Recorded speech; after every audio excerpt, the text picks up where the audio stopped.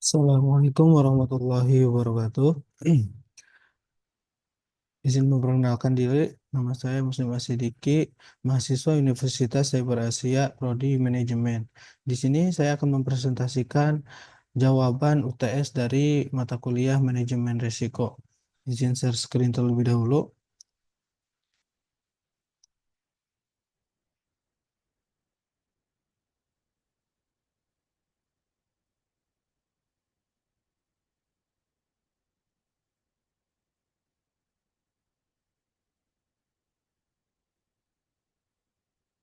Presentasi jawaban ujian tengah semester ganjil tahun ajaran 2024-2025. Mata kuliah Manajemen Risiko kelas MJ 502 Prodi Manajemen dengan NIM 210201010089 dengan dosen Bapak Joko Suharyanto SEMM CPOD.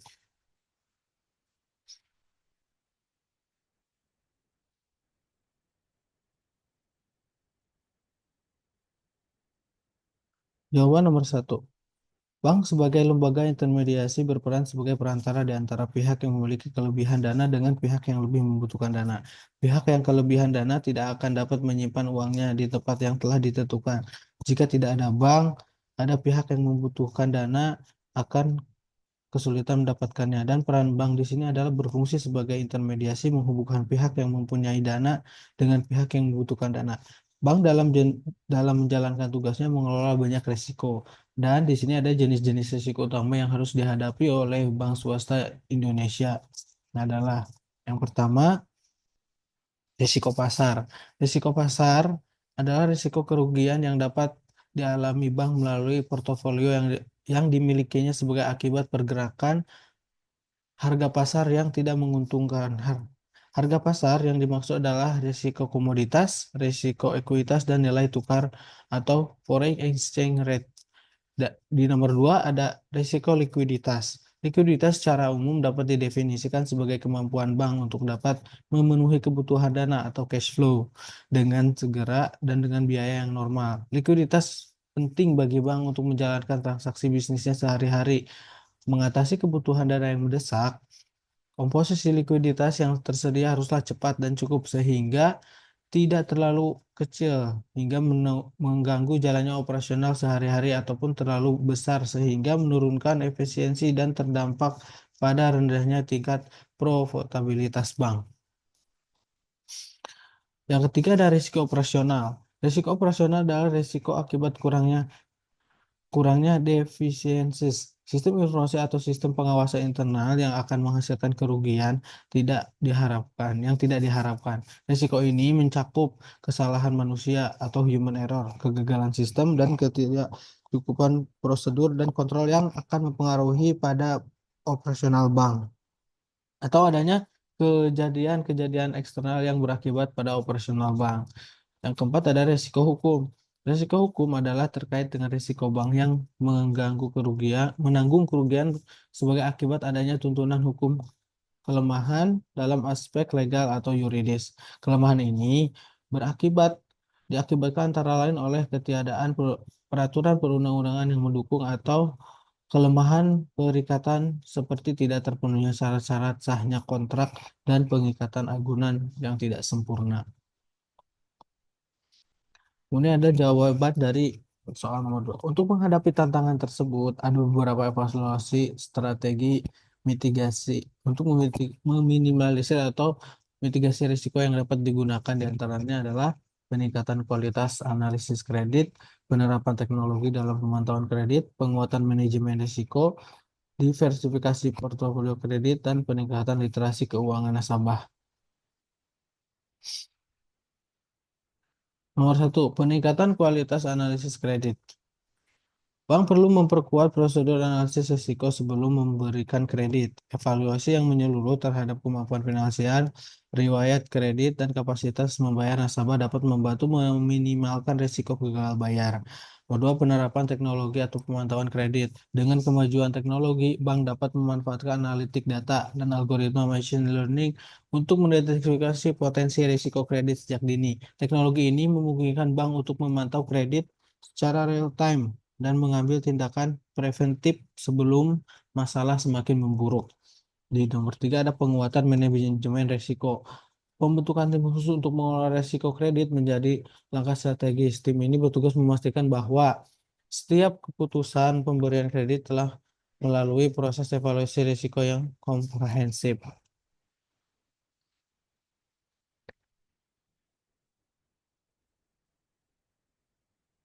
Nomor 4, diversifikasi portofolio kredit. Menghindari konsentrasi kredit pada sektor bank adalah angka penting yang mengurangi risiko gagal bayar yang diakibatkan oleh krisis di sektor tertentu.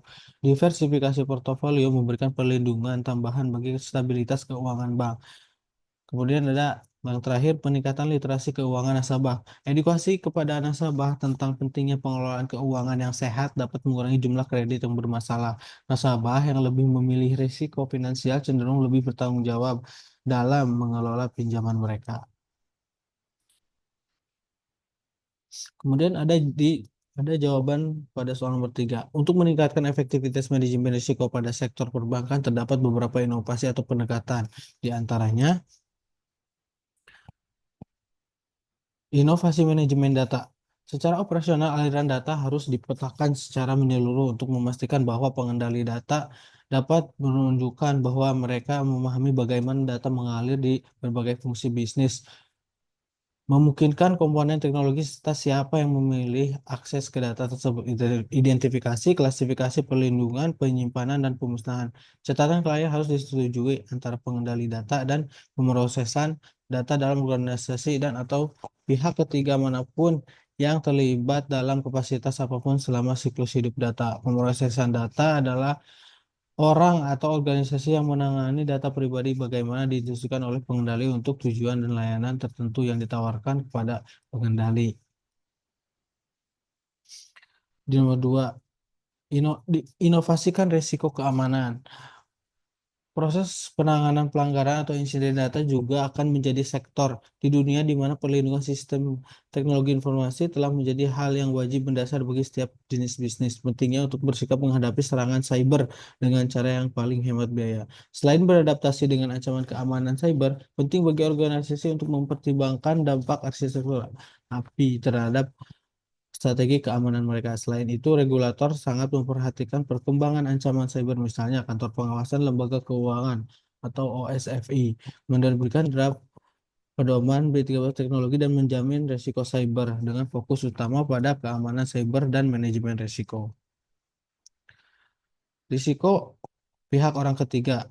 Landscape lingkungan bisnis masa kini yang saling terhubung dan peningkatan interaksi pihak ketiga keterlekatan dalam lingkup perbankan terbuka menimbulkan risiko serius berupa gangguan terhadap proses dan segala risiko saat ini yang dapat mengakibatkan kerugian pendapatan yang signifikan. Organisasi perlu mengevaluasi kemampuan kehadiran luar negeri dan pihak ketiga yang penting untuk terus mendukung fungsi penting seperti teknologi informasi, sumber daya manusia, pengajian, pelaporan keuangan, keamanan cyber, dan lainnya.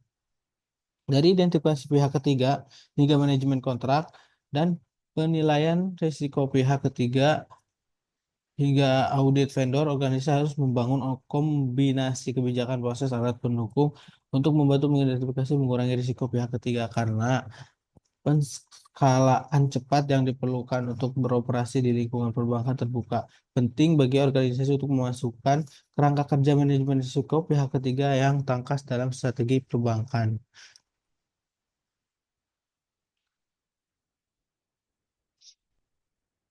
Simpulannya, kebutuhan nasabah yang terus berubah mendorong lembaga keuangan untuk mendominasi produk dan cara mereka melayani nasabah. Karena semakin banyak lembaga keuangan yang mempertimbangkan perbankan terbuka, peraturan diberlakukan di seluruh dunia untuk mendukung inovasi sambil tetap mempertahankan prinsip manajemen risiko dan tata kelola yang kuat, mengintegrasikan prinsip keamanan data, privasi, dan manajemen risiko. Pihak ketiga yang kuat sebagai bagian dari strategi inovasi dapat memungkinkan lembaga keuangan untuk mewujudkan manfaat transformasi.